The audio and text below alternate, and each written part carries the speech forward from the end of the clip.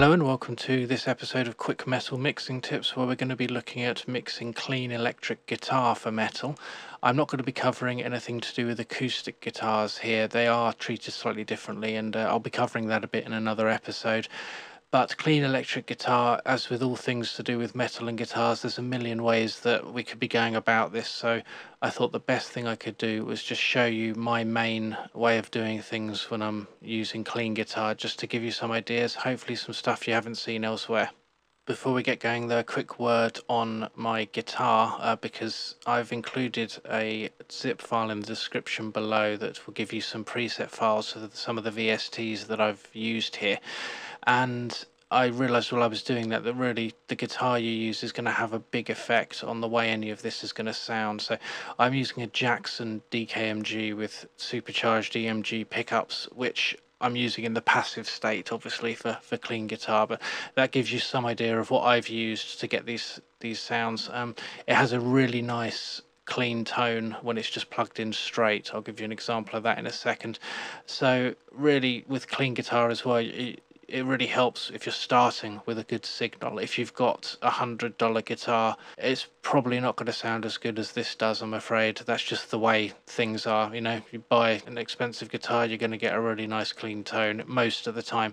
Another thing to mention is that, like with my Jackson and with the EMG pickups supercharged, that's designed for metal and is designed to sound best when it's heavy. So if you're in the luxurious position of having multiple guitars, you might find a different guitar is better for clean sounds, something like a Fender perhaps, or a more bluesy Paul Reed Smith, something like that might do you better when it comes to the clean stuff, whereas something like a Jackson or an Ibanez, that type of thing, will probably sound better than those will when it's distorted. So you do have to think about the type of guitar you're using for this as well. As I say, if you've got that luxury, if you haven't, and like me, you're just stuck with what you've got, then you're obviously still going to get something pretty decent. So on that note, on with the tutorial, and on the subject of money, I've got some good news first up, and that is the first thing I'm using is a free VST.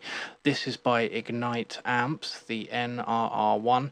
Absolutely brilliant tube emulation here, really good, quite a good heavy sound as well. I highly recommend you check them out. They do this and another really good one called the Anvil. I'll put their website in the description. You'll find a lot of the free VSTs like the TSE or the Leper stuff are amazing for heavy sounds. They're not so good necessarily for the clean sounds. This is an exception. I use this one particularly for the clean sound. You'll see it's got a clean channel, rhythm channel, and a lead, and the clean is absolutely brilliant. And you can see I've not made much change here. Another thing it has, this arrow on the right click, you've got a lovely level for input and output, which is very handy. It means you don't need to put a boost pedal before it for the clean tone. Very, very handy this. Now I've put a preset for this in the zip file. As you see, I haven't needed to make much change because I'm very happy with my Jackson sound as it is. In fact, this is bypass at the moment, so let's hear what my guitar sounds on the way in when it's completely clean.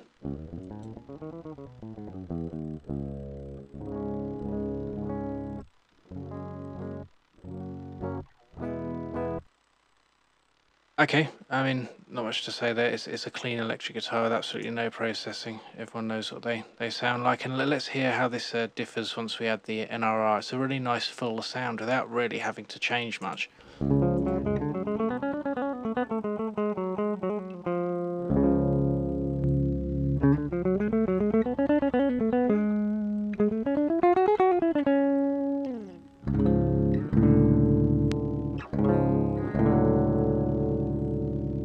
Okay, so as I say, the presets are there for you, and this is where you can, the EQ is going to be important. You will want to make some adjustments if need be. All I've really done is boost the treble slightly, and as you saw there, I gave you some examples of how changing the pickup position selector switch also has quite an impact on the sound. I don't use the forward position at all. I use the rear position a lot for strumming bits that need to stand out more over other instruments, and I use the middle bit when it's maybe a solo guitar doing that sort of Spanishy type stuff, if it needs to sound a bit more like an acoustic guitar, for example. Second, you'll notice I don't actually use a speaker cabinet emulator. I highly recommend you don't do this with clean guitar.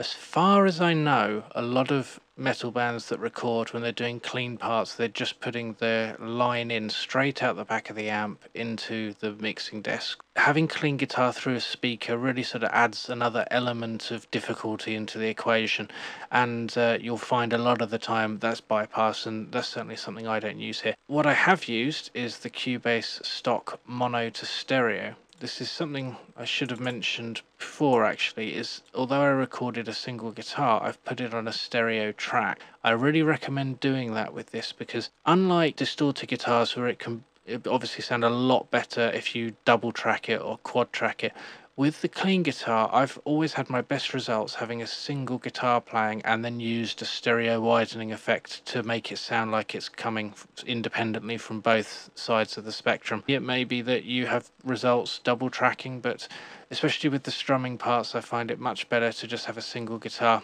But you obviously want to spread it around the stereo spectrum, and to do that you need to use a plugin.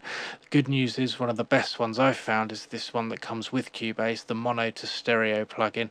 You can see all I've done is put the width up to about 140, and then I've also after that added a stereo enhancer. This again is a Cubase stock plugin. The reason I've had to add this, I'll show you how they differ in a second, but when you use the mono to stereo, I just feel to my ear that it strips away some of the mid of the guitar a bit, and for some reason using the stereo enhancer pulls that back in again. I think it's the way the stereo enhancer uses frequency to trick your ear into hearing the stereo space, and it just seems to work really well at pulling it back in together. So let's give this a listen. Okay, what I will do first is bypass these, get this playing.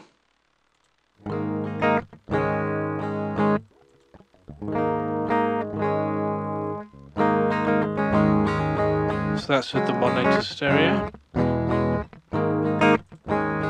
that's with the stereo enhancer.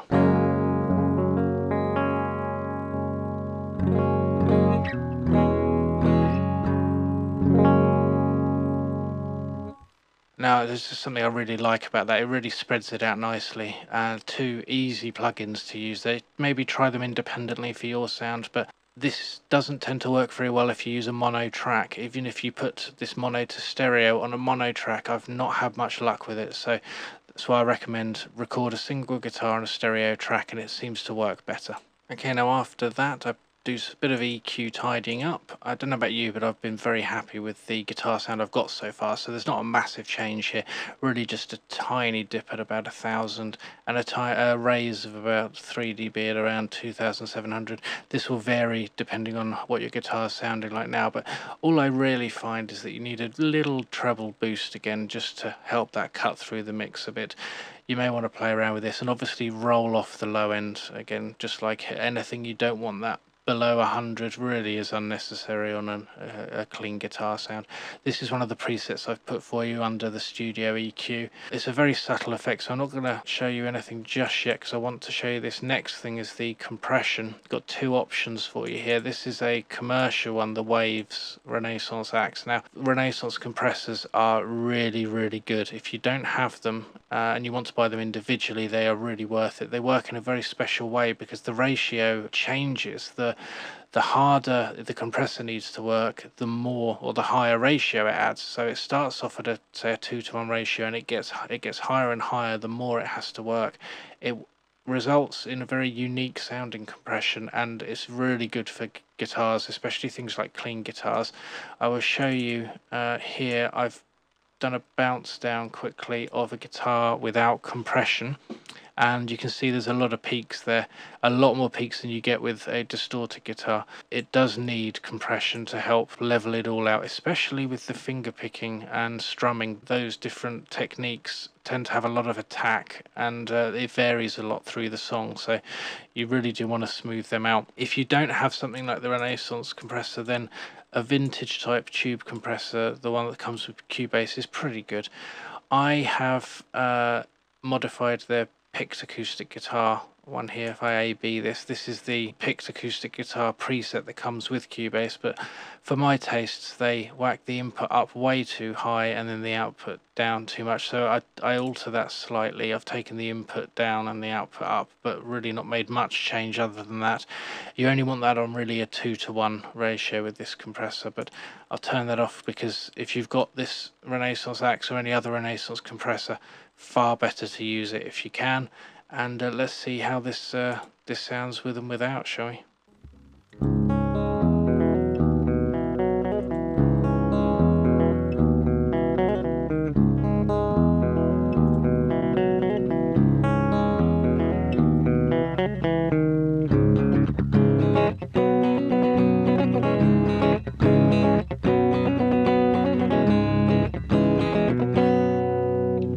Okay, you can see that was working pretty hard, and it ended with a pretty percussive sound to both the finger picking and the strumming, which is something I like when it's in a mix with the bass and the drums. It all sort of gels together well like that. Obviously you may want to dial back on that a bit if you're doing a less sort of driven song like that. Finally, to give it some room and some space, because we haven't got the speaker cabinet do that, you obviously want to add something like some reverb. And I just use, again, the stock Cubase Roomworks one. I find is really good for acoustic guitar. There is also a wet only button over here. That's a really handy option to have. I like a reverb for this that rolls off the bottom end quite a lot. You see it rolls off at 215. We don't want to muddy up the low end at all. What I'll do is give you an example of how this now fills out the sound. So we'll get this on standby. There we go.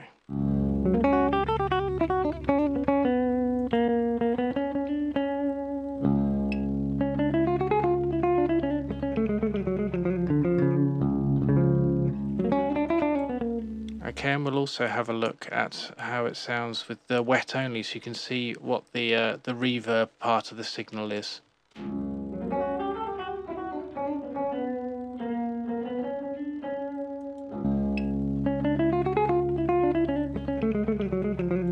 This is very subtle, but it does work really well to just soften the high end slightly, just rounds it off really well. Now, another trick you may want to do, instead of reverb, you'll notice some bands will use some modulation very effectively. Chorus is one of them. That is something that was really become a signature sound of Metallica, along with the amps they use. I forget what ones they are, maybe Roland amps, for their clean sound. They would have mix fairly low down, a very slow rate. That looks pretty good. Let's hear this. Obviously, for educational purposes, this is nothing like a Metallica riff.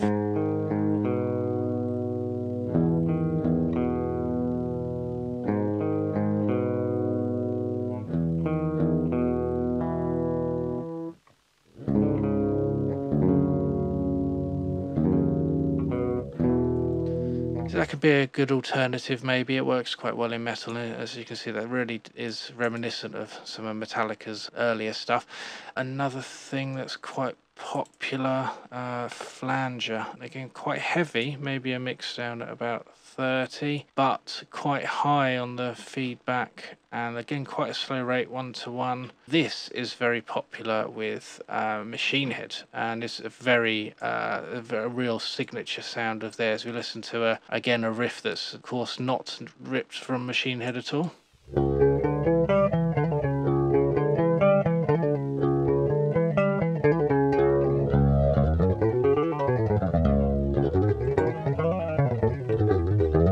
Okay, as you can hear, I mean that's just really just shouts Machine Head when you hear that. That becomes their sort of signature clean sound. So you can use modulation. I wouldn't recommend using reverb as well. If you use something like modulation, that tends to add enough other interest going on with the sounds that you don't need to go with the reverb as well. So they're the type of things I use when I'm using my clean guitars. Hopefully that's given you some ideas to go away with, and as always, any questions, put them in the comments. Thanks for watching.